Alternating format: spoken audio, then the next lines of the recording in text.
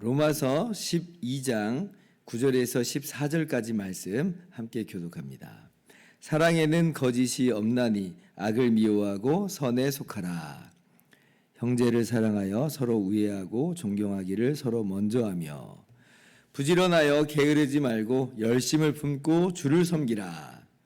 소망 중에 즐거워하며 환난 중에 참으며 기도에 항상 힘쓰며 성도들의 쓸 것을 공급하며 손 대접하기를 힘쓰라. 너희를 박해하는 자를 축복하라. 축복하고 저주하지 말라. 아멘. 할렐루야. 하나님의 크신 은혜와 평강이 오늘도 변함없이 여러분 가운데 가득 넘치기를 주님의 이름으로 축원합니다. 우리가 로마서 12장 말씀을 시작하면서 성령으로 말미암아 그리스도와 하나된 우리가 변화된 존재다. 주님의 크신 은혜와 긍휼을 받아서 우리는 새로운 피조물로서 정말 하나님의 백성으로서 이제 살아가는 이 발걸음을 살아간다 하였습니다. 그래서 구체적으로 어떻게 그러면 우리가 그렇게 살아가는 것인가라고 하는 내용을 이제 나누기 시작을 했습니다. 그 첫 번째 장으로서 그 첫 번째 모습으로서 우리가 교회로서 주님의 몸인 교회로서 그렇게 부름을 받은 것이니 건진받은 것이니 우리가 한 몸을 이루게 된 이 교회 공동체를 사랑하고 섬기는 것이 바로 이제 은혜를 받은 사람으로서의 걸맞는 삶이다.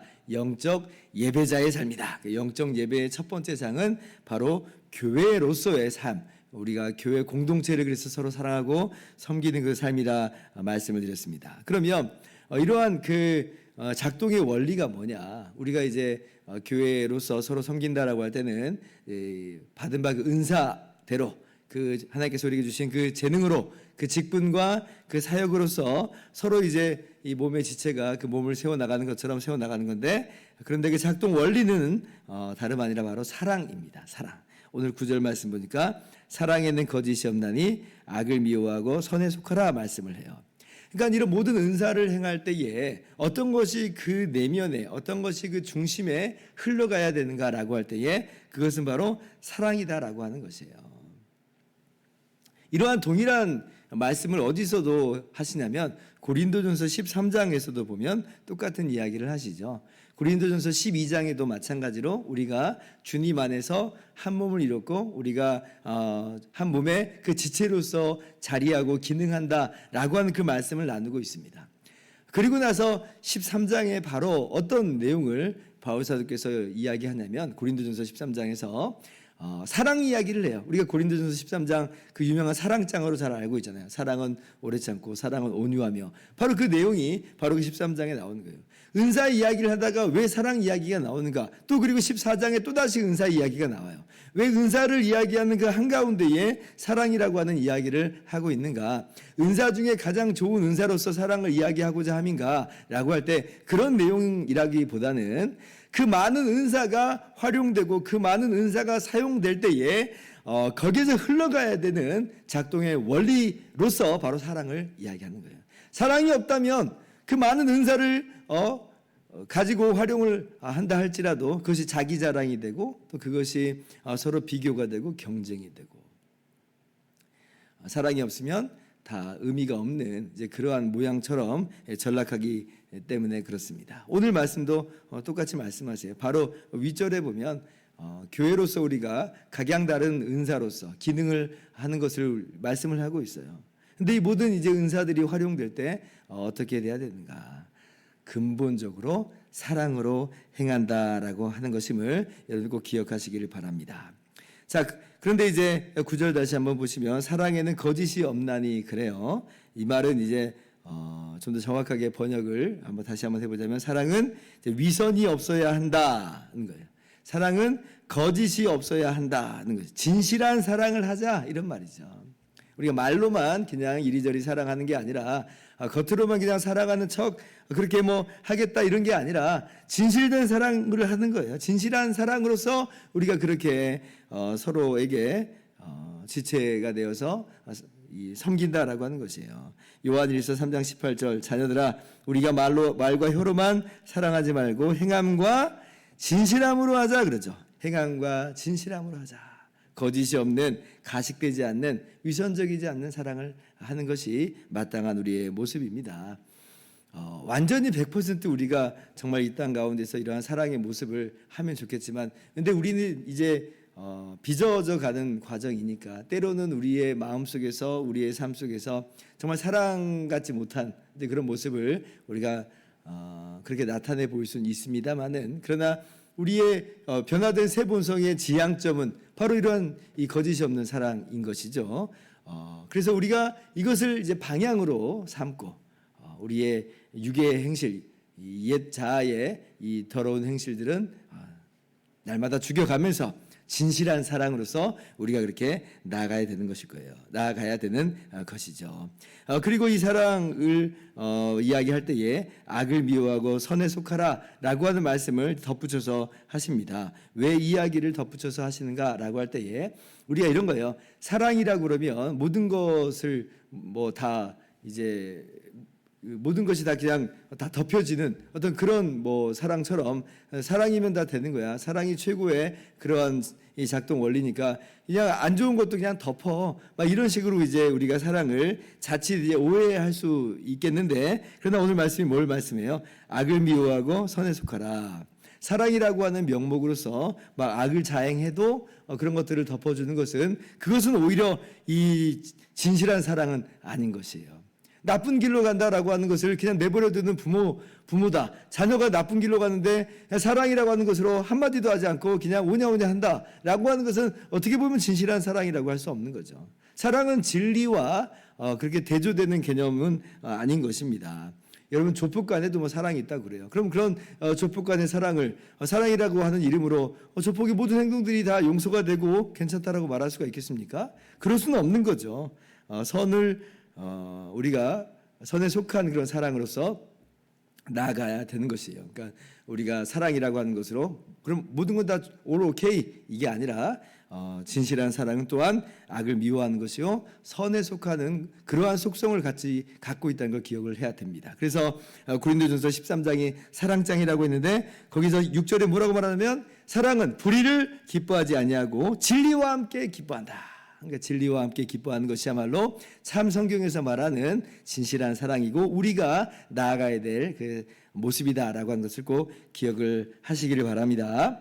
자, 그리고 이제 10절 말씀 보면 이 형제를 사랑하여 서로 우애하고 존경하기를 서로 먼저 하며 이렇게 말씀을 해요. 우리가 교회 공동체로서 서로 형제를 사랑하는 거예요. 마치 가족같이 사랑하라라고 하는 것입니다. 지금 이 9절 10절 말씀이 참 흥미롭습니다. 9절에 이제 사랑에는 거짓이 없나니라고 하는 이 사랑은 아가페라고 하는 단어를 쓰였어요. 아가페. 우리가 잘 알다시피 조건이 없는 사랑 이런 의미로서 아가페 사랑이잖아요.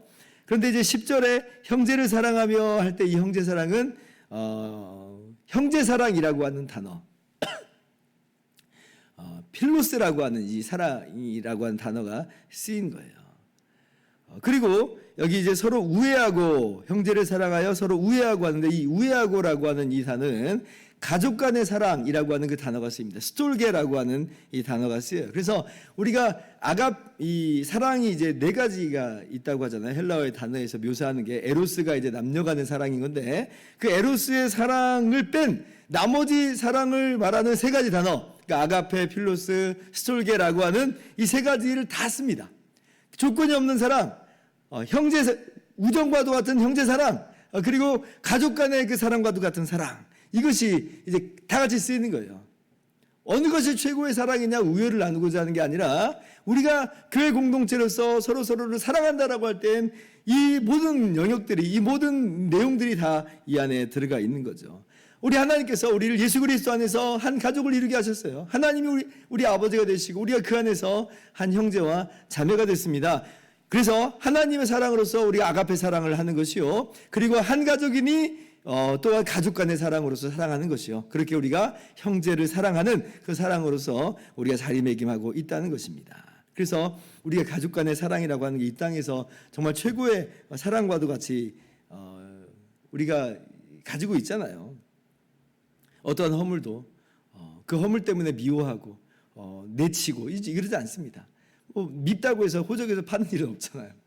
그래서 이 땅에서도 이 가족 간의 사랑으로 우리가 서로의 연약함을 보듬어 준다는 것을 기억한다면 우리가 교회 공동체로서 서로 간에 또한 연약함이 있을 수 있고 부족함이 있을 수 있고 마치 우리가 다 고슴도치와도 같고 가시나무와도 같아서 서로 찌르는 게 있는데 그렇지만 가족 간의 그 사랑과도 같이 아가페 사랑으로서 형제 사랑으로서 우리가 품어주고 그렇게 서로를 이해할 수 있어야 되는 것이에요.